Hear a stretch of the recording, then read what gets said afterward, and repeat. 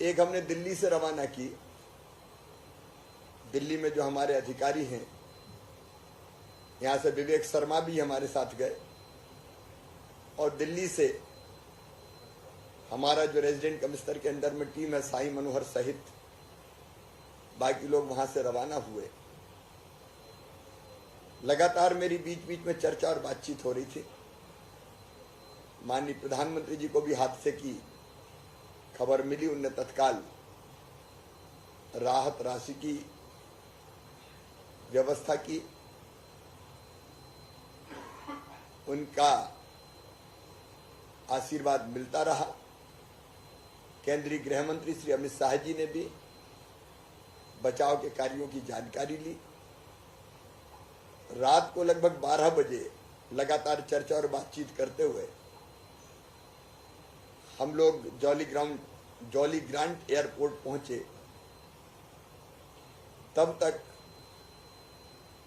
7 लोग बचे थे। 19 नीचे से, क्योंकि 1000 फीट गहरी खाई में से लोगों को निकाल के लाना दुर्गम रास्तों से, ये आसान काम नहीं था। और तब जब एक जगह नहीं, बस ने कई पलटियां खाई, इसलिए कोई कहीं गिरा, कोई कहीं गिरा, कोई कहीं गिरा। दूर दूर तक हमारे तीर्थयात्री भाई बहन बिखरे हुए पड़े थे। सवेरे जब घटनास्थल पर हमने जाके देखा तो बस पहले खाई में गिरी और कई पलटियां खाती हुई एक पेड़ से टकरा के 2 टुकड़े हो गए। बस का एक टुकड़ा अलग पड़ा था और दूसरा टुकड़ा अलग पड़ा था। पूरी तरह से टूट चुकी थी, कचरा बन चुकी थी, कचर चुकी थी बस। और इसलिए रात में युद्ध स्तर पे काम के बाद में एनडीआरएफ की टीम भी पहुंच गई। लगातार मैं संपर्क में था, मुख्यमंत्री जी के भी और टीम के भी। एक हाथ तो बहुत दूर जाके मिला, जो पार्थिव शरीर से टूट के कट के अलग हो गया था। लेकिन रात को जाते ही सबसे पहले मैं कंट्रोल रूम गया। आपदा राहत के लिए कंट्रोल रूम था, उसमें सारे वरिष्ठ अधिकारी थे। मेरी टीम भी जाके वहां बैठी और घटनास्थल से हमने डीएम से, डीआईजी से, एसपी से चर्चा बातचीत की। तब तक बाकी लोग ऊपर लाए जा चुके थे। 7 लोगों को ढूंढने का क्रम चल रहा था। वहां चर्चा करके फिर मैं मैक्स अस्पताल है जहां घायलों को लाया जा रहा था। 3 लोग केवल मध्य प्रदेश के बचे। एक ड्राइवर था, एक पति पत्नी उदय सिंह, जिनके फोन के कारण जानकारी मिली घटना की, उनकी पत्नी, धर्मपत्नी, और एक और राजकुंवर बाई। उनको मैक्स अस्पताल भी मैंने ही रिसीव किया, क्योंकि वो पहुंचते उसके पहले मैं वहां पहुंच गया था। अस्पताल में भर्ती करवाया। कई बार मन भर जाता है। पति ने बताया कि मेरी पत्नी ने मना किया था, उदय सिंह ने, कि मेरा जाने का मन नहीं है, लेकिन मैं जबरदस्ती ले गया।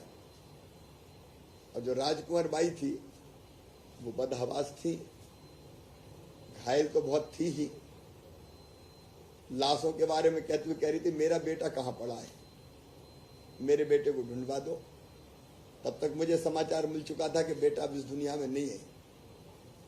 लेकिन मैंने उनको दिलासा दिलाने के लिए झूठ बोला कि आप अपनी चिंता करो, वो ठीक है। बड़े पीड़ादायी क्षण जिंदगी के वो थे। हमने फिर तत्काल रात में ही कैसे पोस्टमार्टम हो पाए, क्योंकि दिन में पोस्टमार्टम होता तो देर बहुत लगती।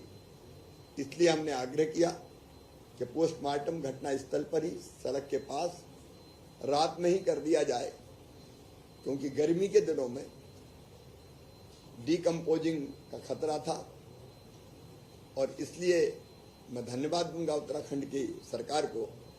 रात में ही पोस्टमार्टम कर दिया गया, औपचारिकता पूरी हुई और लगभग सवेरे 6:30-7 बजे घटना स्थल से हमने आग्रह किया कि देहरादून ही लाए जाएं, क्योंकि हमको सबको खजुराहो लाने की व्यवस्था करनी थी।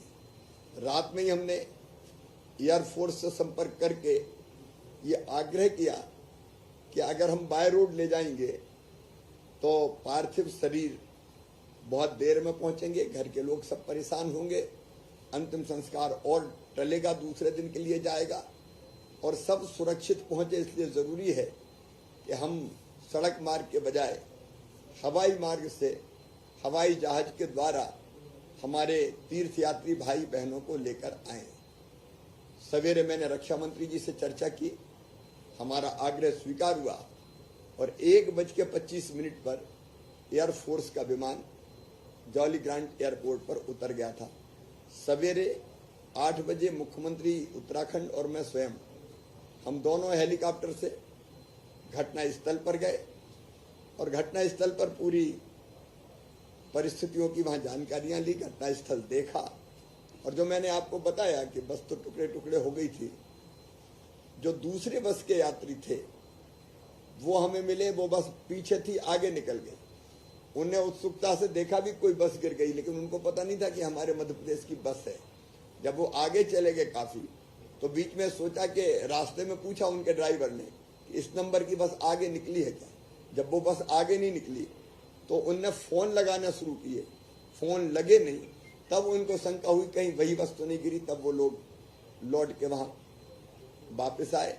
15-20 दिन पहले ये निकले थे, काठमांडू सहित कई तीर्थ स्थलों की यात्रा इन्होंने की थी। वहां पूरे घटना स्थल पर सभी चीजों की जानकारी ली। मुख्यमंत्री उत्तराखंड ने मजिस्ट्रियल जांच के निर्देश दिए ताकि घटना के कारणों का पता लगाया जा सके। जितना ड्राइवर से पता चला, ड्राइवर ने कहा कि स्टीयरिंग फेल हो गया था। बाकी तथ्य सामने आएंगे, लेकिन बहुत दुखद और भयानक घटना थी ये। इसके बाद हम लौट के फिर वापस देहरादून आए। तब तक हमने जो पार्थिव शरीर थे वो अस्पताल में पहुंचने वाले थे, अस्पताल में पहुंचा और उन सब जितने भी पार्थिव शरीर थे 25 हमारे, उनको रिसीव किया और एक साथ एम्बॉम्बिंग हो सके उनकी, उसके इंतजाम का मैंने अनुरोध किया था कि अलग अलग अगर हुई तो कई घंटे लग जाएंगे और इसलिए 25 की एक साथ एम्बॉम्बिंग में हुई। काम एम्बॉम्बिंग का लगभग पूरा हो चुका है। अब सब वहां से रवाना एयरपोर्ट के लिए होने वाले हैं। एयरफोर्स का विमान वहां खड़ा है। हमारे खजुराहो के सांसद और बीजेपी के अध्यक्ष वी.डी. शर्मा जी सवेरे वहां पहुंच गए और विजेंद्र सिंह मंत्री के रूप में मैंने उनको वहां छोड़ा है। राजौरा ACS और बाकी साई मनोहर, विवेक, पूरी टीम वहां पे है। हमारी दिल्ली की टीम भी वहां है जो उनको रवाना वहां से करेगी। खजुराहो विमान से लाएंगे। खजुराहो में पूरी तैयारी है। वाहनों से सभी पार्थिव शरीर अपने अपने गांव ले जाए जाएंगे और हमारी कोशिश ये होगी कि आज ही अंतिम संस्कार हो सके। जो बेहतर से बेहतर इन परिस्थितियों में हो सकता था वो व्यवस्था करने की कोशिश की। अस्पताल में इलाज तो निःशुल्क हो ही रहा है, लेकिन हमने कल ही मैंने अनाउंस कर दिया था, प्रधानमंत्री जी ने कृपा पूर्वक 2 लाख रुपया मृतकों के परिवारों को राहत राशि देने की घोषणा की। हमने भी 5 लाख रुपया मृतकों के परिवारों को, 50,000 रुपया घायलों के परिवारों को देने का फैसला किया था। लेकिन आस्था कितनी भारी है, मैं आश्चर्यचकित रह गया जब मैंने दूसरी बस जिसके लोग अभी बचे हुए हैं उनसे पूछा कि अब आगे आपको कहाँ भेजने का इंतजाम करूं। उनमें से कुछ लोग बोले अब यहाँ आ ही गए हैं तो जमुनोत्री जी के दर्शन करके और जल वापस लेके, जल भर के वापस जाने की इच्छा है। ये आस्था है जो ऐसे भयानक हादसे के बाद भी डिगती नहीं है, टूटती नहीं है। मैं परम पिता परमात्मा से प्रार्थना करता हूँ कि वो दिवंगत आत्मा को शांति दे। 9 पति पत्नी 9 जोड़े इस दुर्घटना में नहीं रहे, एक बचा है जिसकी मैंने चर्चा की। उनके परिवार की स्थिति हम समझ सकते हैं। उनके परिवार को ये गहन दुख सहन करने की क्षमता दे। आगे भी जो और व्यवस्थाएं बनाई जा सकेगी, बनाने का हम लोग इंतजाम करेंगे। घायल ठीक है, अभी स्थिर हैं और मुझे उम्मीद है कि हम घायलों को बचा लेंगे। चोटें बहुत हैं, लेकिन एक को ऑक्सीजन लगी है, 2 को ऑक्सीजन नहीं लगी, तो मैं ये मानता हूँ ईश्वर की कृपा से, डॉक्टरों के परिश्रम से वो बच जाएंगे। सर, इतनी तड़प कहाँ से आती है जब कभी आपको चल बैठते हैं, पहुंच जाते हैं? नहीं, मैं नहीं सो सकता था। जब इतने लोग खाई में पड़े हों, तब मुख्यमंत्री के नाते मैं मुख्यमंत्री निवास में चैन की नींद सो जाऊं, ये तो मुझसे नहीं हो सकता किसी भी कीमत पर। और इसलिए ये कहा जाता है कि अफसर चले जाएंगे, मंत्री भेज दो, लेकिन मुझे लगा कि मुख्यमंत्री जाएगा तो राहत और बचाव के कामों में तेजी आएगी, सारा प्रशासन हरकत में आएगा और हो सकता है हम कुछ लोगों को बचा लें, बाकी को ठीक ढंग से संभाल के लेके आ पाएं।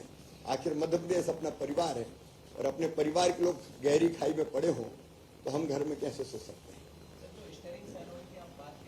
ये ड्राइवर कह रहे हैं। अब ये ड्राइवर ने कहा कि स्टीयरिंग फेल हो गया था, बाकी अगर और कोई तथ्य तो सामने ये उत्तराखंड की बसें थी। मैं किसी को दोष नहीं दे रहा, कई बार दुर्घटना होती है। मध्य प्रदेश की जो बस थी वो खड़ी करके, क्योंकि ऋषिकेश या जो भी डेस्टिनेशन देहरादून में खड़ी करके फिर लोकल बसें वहां जाती है, तो दुर्घटनाएं हो गई, बाकी तथ्य सामने आएंगे। धन्यवाद।